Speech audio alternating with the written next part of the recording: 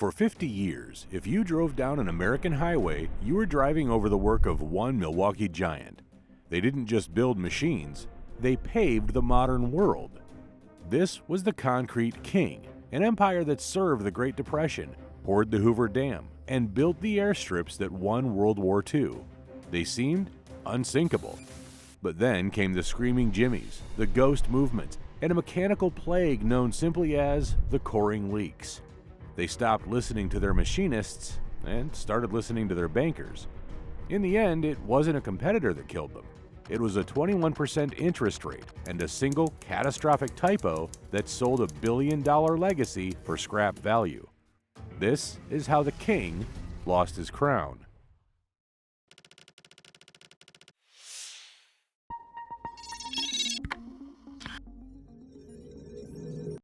To get the measure of Philip Koehring, we have to look at Milwaukee in 1907.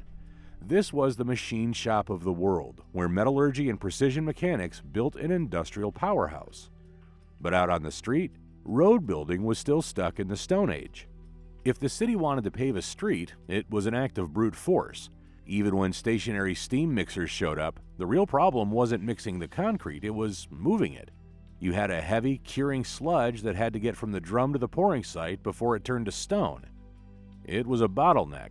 Paving a single mile could take weeks of agonizing, inefficient labor. That's where Philip Koehring stepped in. He wasn't a banker looking for a quick buck. He was a machinist. He spoke the language of gears and leverage. Working in a modest shop, Koehring looked at that chaotic line of wheelbarrows and saw a mechanical failure. His fix was the invention that became the backbone of the early 20th century infrastructure: the steam-powered batch mixer with a boom and bucket. The concept sounds simple now, but in 1907, it changed the game. Instead of dumping mixed concrete into a line of wheelbarrows, the Koehring mixer dropped its load into a traveling bucket on a long steel boom. Suddenly, a crew could pour a continuous slab as fast as the mixer could churn. Koehring knew this machine had to survive the job site. While competitors raced to build cheaper, lighter equipment, Koehring didn't compromise. He trademarked the phrase heavy duty and lived by it. Then, the war hit, and it exposed a critical weakness. Moving men and heavy equipment proved that America's network of dirt tracks and cobblestone paths was a joke. When the soldiers came home, the demand shifted fast. The government launched a massive push for highways, and Philip Koehring was standing there with the only machine that could handle the volume. This was the birth of the paver. Koehring took his boom and bucket setup and mounted it on tracks. Through the Roaring '20s, Koehring owned this market. If you saw a crew paving a highway in 1925, you were looking at the silhouette of a Koehring paver. They weren't just watching the boom, they were fueling it. But speed wasn't the only thing that matters. Shady contractors were known to short mix concrete to save time, laying down weak roads that crumbled under load. Koehring answered with the mechanical batch meter. It automatically locked the drum until the mixing cycle was actually complete, guaranteeing what they called dominant strength. It was a masterstroke. It effectively legislated Koehring pavers into government specs because officials wanted the consistency only a batch meter could guarantee. By 1928, Koehring was the concrete king. The factory was running at capacity. The success felt permanent. The stock market was hitting new highs every week, but in New York, the tickers were counting down to a date that would dismantle the world economy. The crash was coming, and it was bringing a darkness that engineering genius couldn't fix.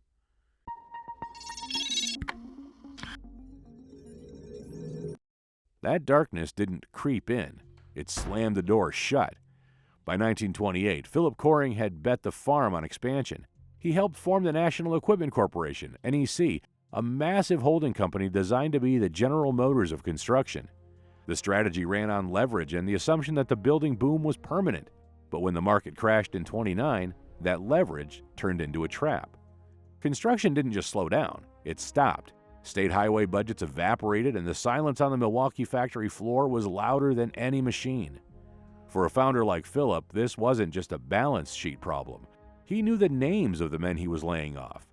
The stress of keeping the creditors at bay while the economy disintegrated broke him. In 1931, Philip Koehring was found dead in his car on a lonely stretch of road.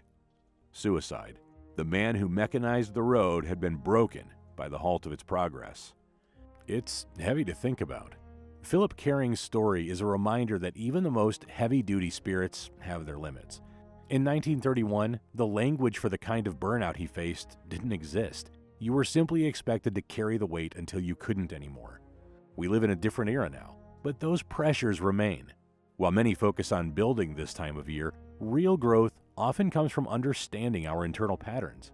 A simple habit like setting a firm stopping point for work each day ensures that the drive for progress doesn't come at the expense of our well-being.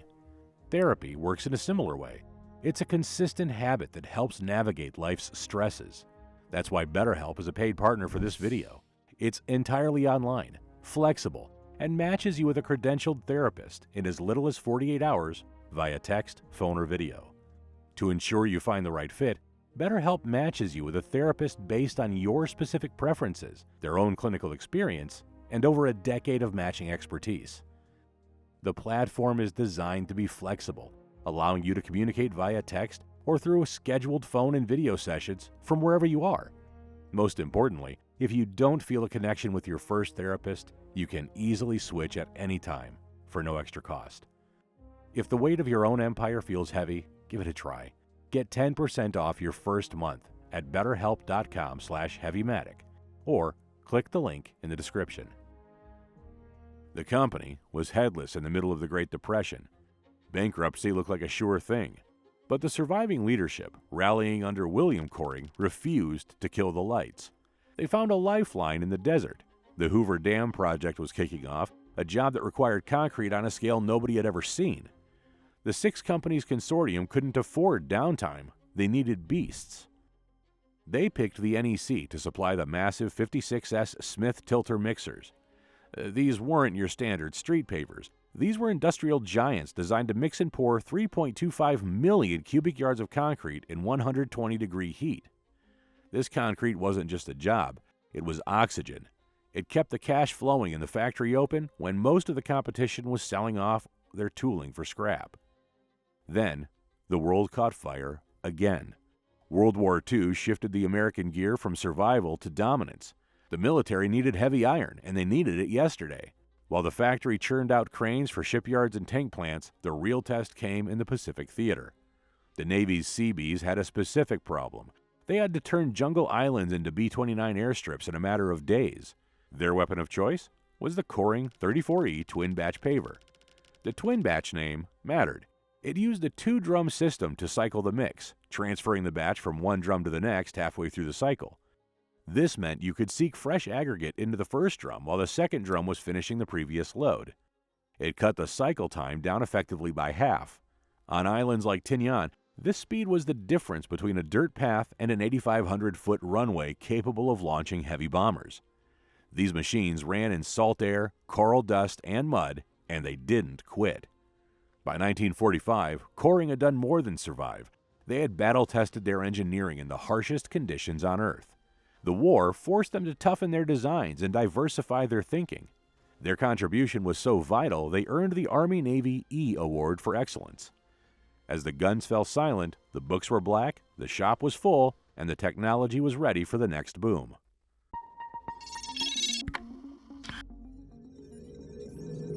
Peace returned. But the noise in the factories never stopped. If the war proved Koehring could build anything, the post-war boom gave them the cash to build everything. The 1950s weren't just about tail fins. They were about the greatest earth-moving expansion in history. The interstate highway system, subdivisions, dams. For a manufacturer, this was a license to print money, if you had the iron. Koehring didn't just want to bid on the job, they wanted to dictate how the job was done. This era wasn't about survival. It was about aggressive, weird mechanical dominance. Take the Dumptor. Any operator knows that turning a loaded truck around on a tight site is a waste of time. It kills cycle times and burns fuel. Koehring engineers looked at the problem and decided the issue wasn't the driver, it was the transmission. They built the Dumptor to have no reverse speed disadvantage. Most trucks crawled in reverse. The Dumptor could run backward just as fast as it went forward. Later models packed the legendary GM 471 two-stroke diesel. We know it as the Screaming Jimmy. It gave the job site a distinct signature, a high-pitched howl as the machine sprinted backward at road speeds. The weirdness didn't stop at the transmission. The Dumptor used a gravity dump system. They ditched the slow, leak-prone hydraulics. Instead, the operator kicked a lever and the weight of the payload tipped the bucket forward instantly. Momentum and gravity did the work. To reset it, the driver would stomp on the brakes while backing up, and the sudden stop would slam the bucket back into the locked position. It was violent, loud, and incredibly fast. They applied that same lateral thinking to compaction. Leveraging their acquisition of the legendary Buffalo Springfield roller brand, they introduced the K45 compactor. It didn't use standard drums or sheep's foot rollers that fluffed the soil. It used segmented steel wheels. This interrupted pressure design allowed it to pack the earth without disrupting the layer structure, meeting the strict new specs for interstate roadbeds. While the engineers were reinventing the wheel, the executives were looking at the map. Shipping tons of steel across the Atlantic to rebuild Europe was burning profits. The fix was the NCK Rapier deal. They partnered with Newton, Chambers & Company in Sheffield, England, the same foundry that cast the iron for the Tower Bridge. The NCK brand allowed them to bypass trade tariffs and flood the Commonwealth markets. From India to Australia, if you saw a crane, it was likely a Koehring design built with British steel. But they still had a gap. Koehring owned the heavy lift, but they were missing the little guy, the independent contractor digging septic tanks and basements. Koehring's big shovels were too expensive for a guy with a pickup truck and a dream. The answer was in Waverly, Ohio. Shield Bantam. Bantam was the king of the light excavator. Their machines were nimble, affordable, and mounted easily on surplus 6x6 Army trucks. They were famous for their rooster logo. Buying Bantam wasn't just a merger, it was a capture of the entire market vertical. Now, Koehring had the rooster for the light work and the heavy iron for skyscrapers. The strategy was simple. Hook the customer with a Bantam when they're starting out, and as their business grows, graduate them to a Koehring 605. A cable shovel so reliable, you still see them working in dragline pits today. The factories were running 3 shifts. The balance sheets were bulletproof. They had successfully pivoted from a concrete paver company to a full-line equipment giant. But success can make you blind. When you own the market for everything from gravity dump trucks to truck-mounted hose, you start to believe you can manage anything. The discipline that saved them in the Depression was being replaced by a hunger for scale. The engineers were still geniuses, but the suits upstairs were starting to look at corporate diversification with envious eyes. They didn't see a trap, they saw the future.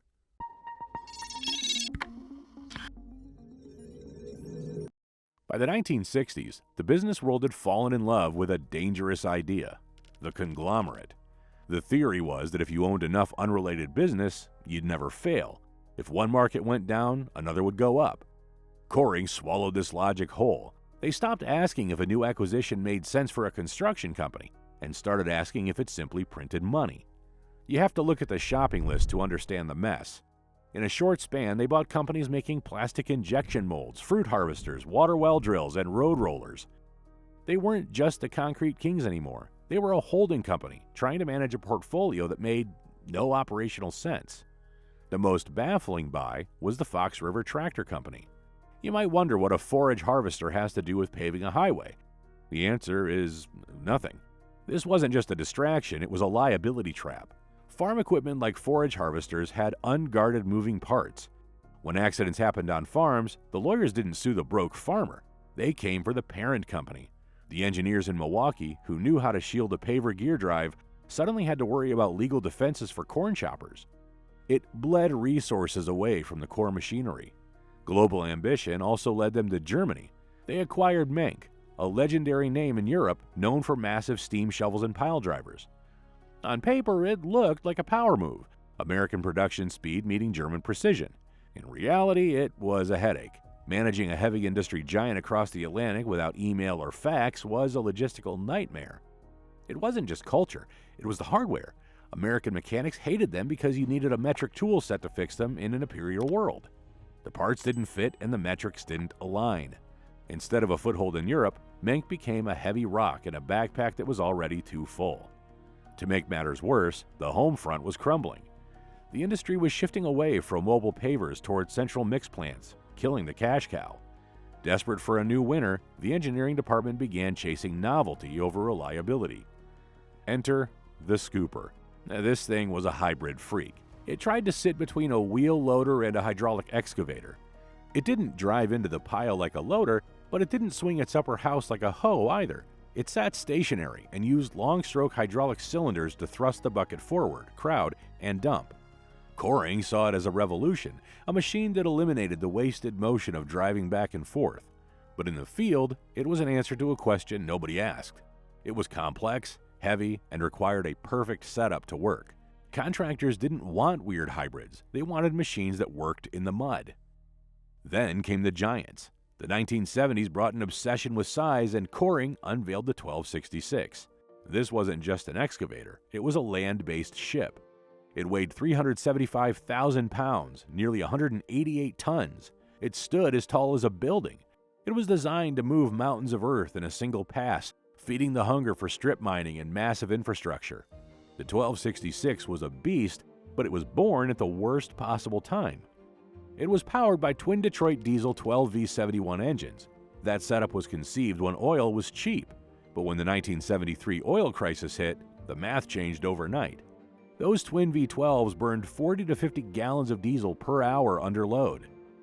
Suddenly, that machine was an economic dinosaur. It drank fuel at a rate that made site managers weep. On top of that, the hydraulic complexity on a machine that size meant leaks weren't just annoyances, they were environmental catastrophes. You couldn't just swap a hose and get back to work. Repairs took days. This drive for bigger and stranger masked the rot in the foundation. By the mid-70s, Koehring was fighting a war on 10 fronts. They were battling John Deere in the cornfields, Caterpillar on the job sites, and specialized German firms in the pile driving business. They had spread their capital so thin that they couldn't defend anything. The efficiency Philip Koehring built in the 1920s was gone. In its place was a bloated bureaucracy trying to manage inventory for corn choppers and mining shovels at the same time. They operated on the assumption that the cheap credit and construction booms would last forever. They were wrong. The economic winds were shifting, and the storm gathering on the horizon was about to break.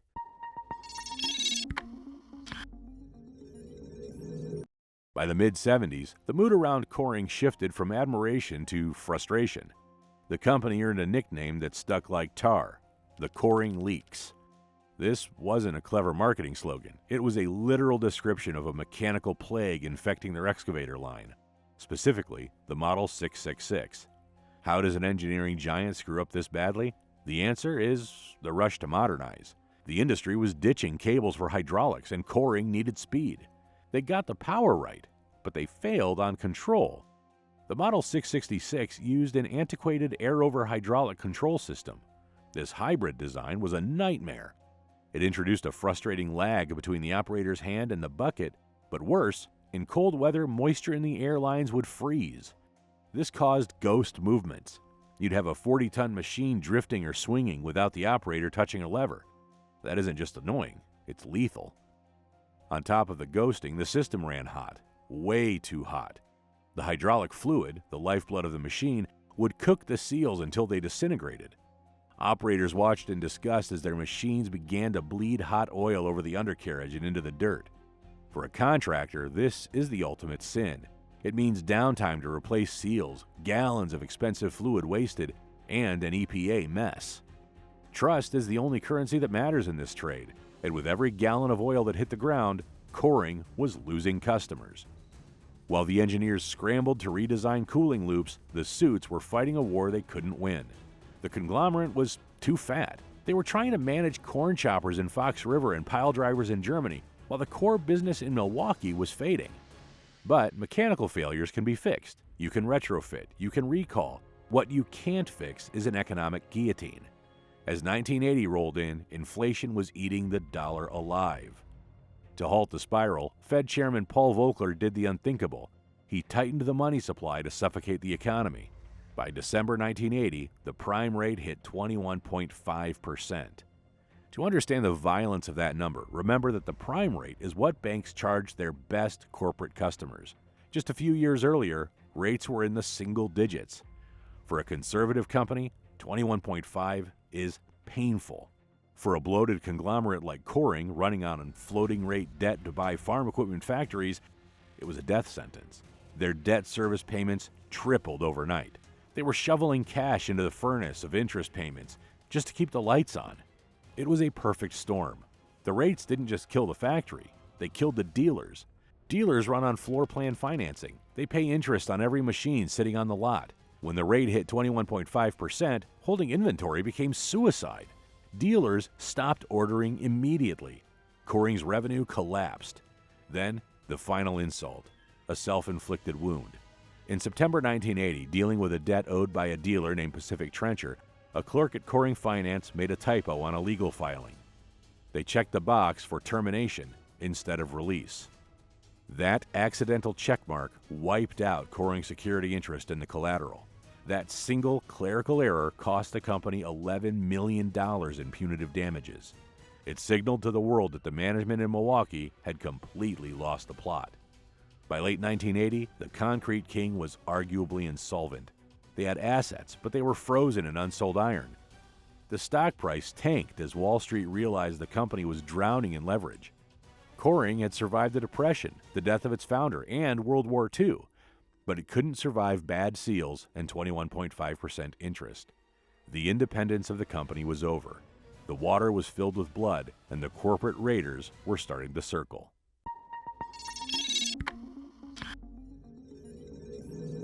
By 1981, the sharks weren't just circling, they were biting. Koehring, the company that once dictated the terms of American construction, was bleeding in the water.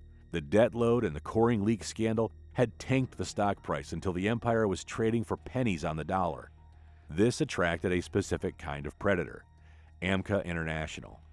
This wasn't a competitor looking to merge. AMCA was a Canadian holding company acting as a corporate raider. They looked at that sprawling map of Koehring's acquisitions, the corn choppers, the water drills, the pile drivers, and they didn't see a legacy. They saw a liquidation sale. The takeover was hostile and swift. The board in Milwaukee scrambled to find a white knight, a friendly buyer to save the company, but when the books were opened, the potential saviors ran for the hills. The debt was suffocating. The product lines were a mess. In a final humiliating defeat, the board surrendered. AMCA paid a premium initially, but the end result was brutal.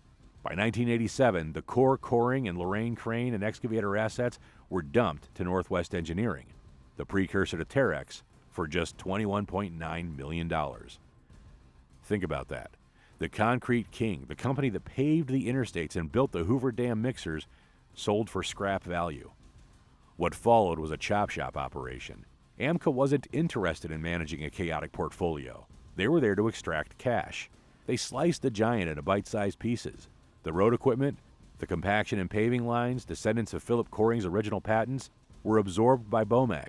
The technology survived, but the orange and white paint was gone forever. The cranes, the crown jewel division, which by then included the legendary Lorraine crane brand, was folded into Terex. So if you ran a Lorraine moto crane in the late 80s, you were effectively running a Terex. When you see a massive white Terex crane today, you are looking at engineering DNA that traces directly back to Milwaukee.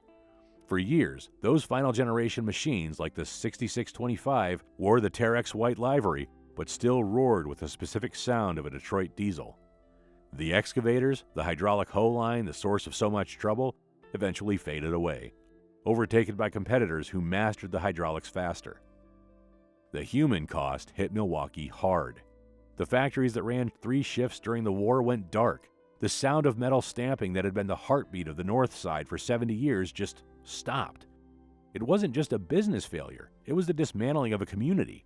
The shops where the Dumptor was invented were demolished or repurposed. But good engineering is stubborn. It refuses to die. While the American plants faced the wrecking ball, the European division pulled a survivor move. The Menck division, acquired back in '66, adapted. Today, Menck hydraulic hammers are the industry standard for driving the monopolies that anchor offshore wind farms. It's a final, ironic twist. The descendant of the dirty steam shovel is now building the green energy grid. You can still find the old iron, though. Drive past a rural quarry or backwoods scrapyard, and you might spot a rusted hulk with that blocky K logo. Maybe a Dumptor that hasn't run in 20 years, or a drag line sinking slowly in the mud. These are the fossils of a golden age. They stand as a warning. In this trade, you have to protect your core identity. If you get distracted buying corn choppers and chasing trends, someone else will eventually sell your legacy for parts. The sign came down, but the iron is still out there. The heavy cranes found a new life at Terex. The paving tech lives on through BOMAG. Koehring didn't die because they couldn't build machines.